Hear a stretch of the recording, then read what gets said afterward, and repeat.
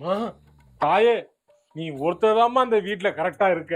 Phone addict ஆகி அது என்னன்னு அடிக்ட் ஆகி கண்டுபிடிச்சி திரும்பி வீட்டுக்கு வரலான்னு வந்தோம்னா கொண்டாட்டி பார்த்தா அவ போன் நோண்டிட்டே இருக்கா. நானே சொல்லணும்னு நினைச்சேன். ரொம்ப அடிக்ட் ஆயிட்டா அவ. எப்ப பார்த்தாலும் போன்லயே தான் இருக்கா. எங்க கேக்குறா? அவ ஆட்டத்துக்கு ஆடுறா. நான் 9 மணின்னு சொன்னதுல இருந்து இப்ப 8 மணிக்கு எந்திரிக்க ஆரம்பிச்சிருக்கா. 6 மணிக்கு எந்திரிச்சு பண்ண அப்புறம் எடுத்ததுல இருந்து போனை தான் உன் பாத்துட்டு பிரச்சனை பேச வரலாம், சொசைட்டில இருக்க பிரச்சனை பேசிட்டு இருக்கானே. அதான் சொல்லு. அப்பா கிட்ட போனா அப்பாவும் போன் நோண்டிட்டு இருக்காங்க. ஆமாடா, அவர் அடிக்ட் ஆயிட்டாரா. அவர் என்ன பண்றேன்னு எனக்கும் தெரியல. இந்த உலகம் எங்க மாற போகுதோ. நாங்கெல்லாம் அந்த காலத்துல இருக்கப்ப இல்ல, இப்ப இப்படி ஆகி போச்சு. யாருதான் இல்லாம இருக்கா. என்னம்மா நீயும் போன் நோண்டிட்டு இருக்க? நோண்டலடா நானு.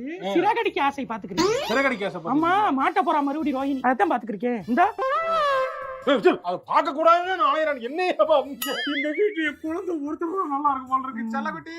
ஆமா அப்பா, சுட்டி கண்ணம்மா போட்டு கொடுப்பா.